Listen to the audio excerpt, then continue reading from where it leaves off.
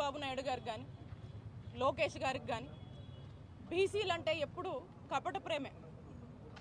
బీసీలకు టీడీపీ హయాంలో వాళ్ళు చేసింది ఏమీ లేదు. ఈరోజు మీరే చూస్తూ ఉన్నారు గుంటూరులో ఏం కల్చర్ అండి, ప్రజాస్వామ్యంలో ఈ దాడులు కల్చర్ ఏంటి? ఒక బీసీ మహిళగా ఈరోజు ఈ రాష్ట్రంలో ఉన్నటువంటి మంత్రిగా ఈరోజు ఇక్కడ మనం కార్యాలయం ఓపెన్ చేసుకుంటే దీన్నే తట్టుకోలేక ఇలాంటి దాడులు పాల్పడుతున్నారంటే మరి ఏం క్రమశిక్షణ ఉంది మీకు? బీసీలంటే ఎంత చిన్న చూపు. ఈరోజు జగన్మోహన్ రెడ్డి గారి నాయకత్వంలో రాష్ట్రంలో ఉన్నటువంటి అందరికీ ఒక మంచి అవకాశాలు ఇచ్చి అందరినీ కూడా ఈరోజు చక్కటి అభ్యున్నత వైపుగా ఈరోజు బీసీలు నడుపుతుంటే మరి రాష్ట్రంలో ఉన్నటువంటి బీసీలందరూ కూడా మద్దతుగా ఉండడం మనం చూస్తున్నాము.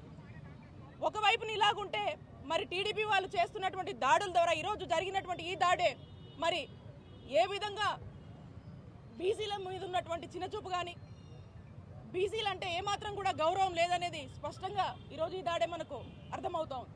దాదాపు 2 గంటల పాటు వందలాది మంది కార్యకర్తలు ఇక్కడే ఉన్నారు. డిఎస్పీ గారు చెప్తున్నా వినకుండా అటాక్ చేశారు. ఎట్లా చూస్తారు? పథకం ప్రకారం చేసినట్టేనా? ఈ దాడి ప్రీ ప్లాన్డ్. ఎందుకంటే మనం చూసినట్టయితే విసిరినటువంటి రాళ్ళు ఇక్కడెక్కడ కూడా ఈ రోడ్డు మీద లేవు. ఇవి ఎక్కడి నుంచో వాళ్ళు ప్రీ ప్లాన్డ్గా ముందే తెచ్చుకొని కొన్ని వందల మంది ఇక్కడ హడావిడి చేసి దాదాపు ½ అన్ అవర్ పాటు కూడా ఇక్కడ లాఠీ చార్జ్ జరిగిందని చెప్పి డిఎస్పీ గారు చెప్తా ఉన్నారు. అంటే దీన్ని బట్టి అర్థం చేసుకోండి, దీని వెనకాల ఒక పథకం ప్రకారమే ఇక్కడికి వచ్చి ఈ దాడిని వాళ్ళు చేసి వాళ్ళకు టీడీపీ వాళ్ళకి ఏదైతే ఓటమి భయం పట్టుకుందో మరి ఆ దిశగానే మనం దీన్ని చూడాల్సినటువంటి అవసరం ఉంది.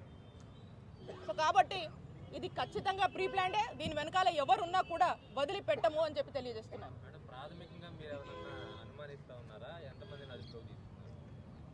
ఇప్పటికి డిఎస్పీ గారు వచ్చేసి ఒక 30 మందిని అదుపులో తీసుకున్నారు. ఇంకా కూడా తీసుకురావాల్సిన వాళ్ళు కొంతమంది ఉన్నారు. దీని మీద సీరియస్గా పోలీసులంతా కూడా ఇంటరాగేట్ చేస్తున్నారు. ఒకసారి మనకు ఎవరు ఏంటి అనేది తెలిసిన తర్వాత దాన్ని బట్టి మనకు ఇంకొంత సమాచారం ఉంటుంది.